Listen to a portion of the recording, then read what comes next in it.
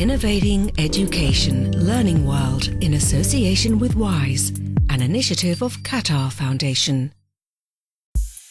It is important for governments to do their homework before introducing education reforms, and some of them do get it right.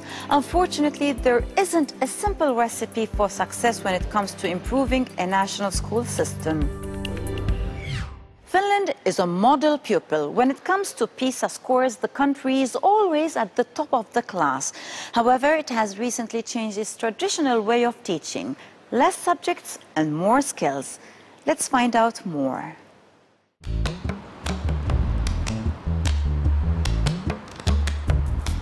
At the Hiidenkivi Comprehensive School in Helsinki, another day begins with Finnish language lessons.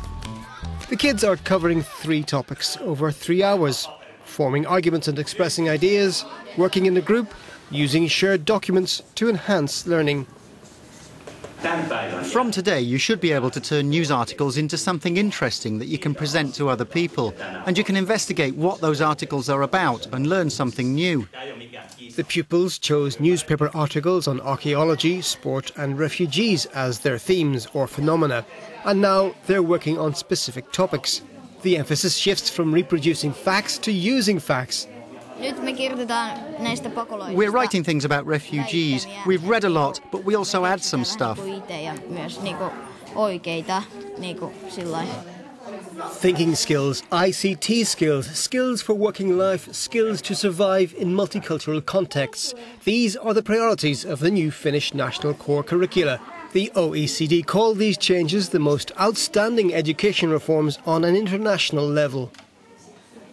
The world around us is changing, and I think that all these changes have impact on students' learning and living environment. So we have to think what kind of skills our youngsters will need in the future.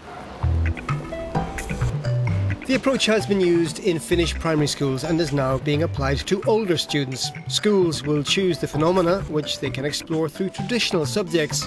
An education expert at Helsinki University explains the idea of phenomena connecting music and geometry.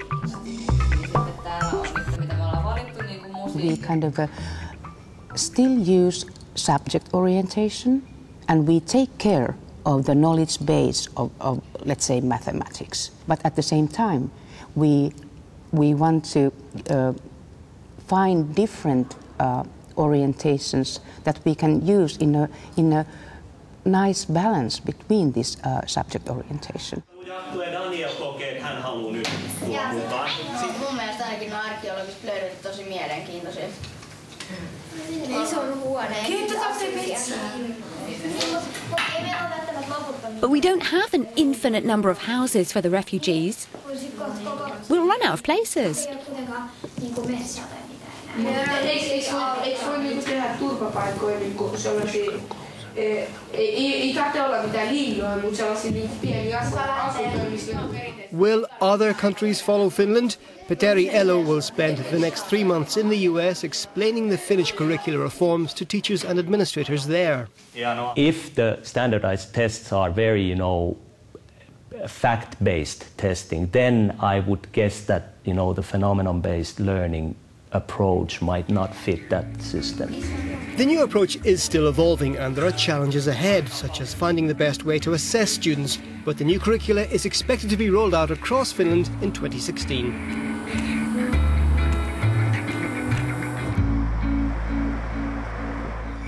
For 60 years, Japanese education has encouraged rote learning, but after 2 decades of economic decline, the Japanese government introduced reforms. The aim is to raise global citizens and free thinkers. Let's have a look.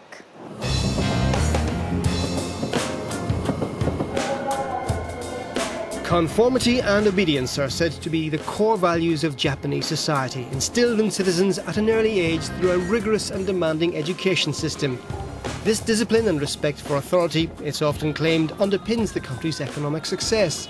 Good students were supposed to be those who memorized in silence and didn't interrupt the teacher. Now the Japanese government wants to change the way children learn, behave and see the world.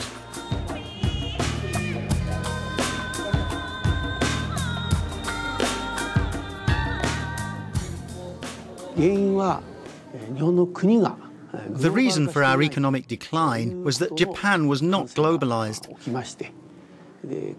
From then, the country started a movement to become global, and in that project, the high schools were included.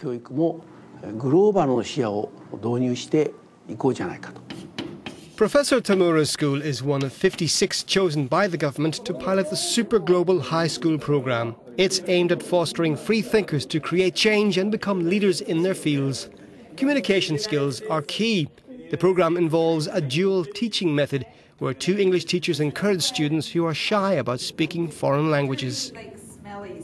Because the topics are more familiar to them, we don't ask them to talk about the world or anything. We have them talking about personal things, and so they open up. They have more things to talk about, and that helps them to use the language more effectively.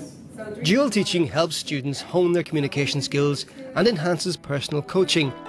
All schools in the programme have a special topic for cross-curricular studies. Here in the Makuhari school, they study Japanese food from multiple perspectives. Through food, they learn manners, world trade and culture, and they share what they learn to gain a broader understanding, as in this scenario. Rice is a staple food for the Japanese. But beside white rice that we use to accompany other dishes, we also have actual dishes made of rice.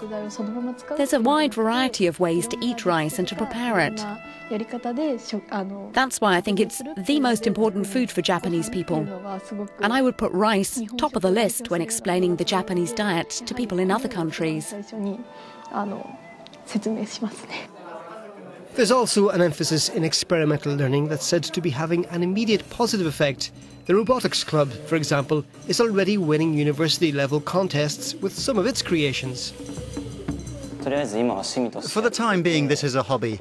However, it would be great if I can work in something similar in the future.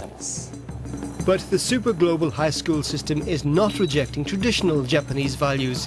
At the Archery Club, classic attributes of Japanese culture like perseverance and dedication also hit the target among the new ideals.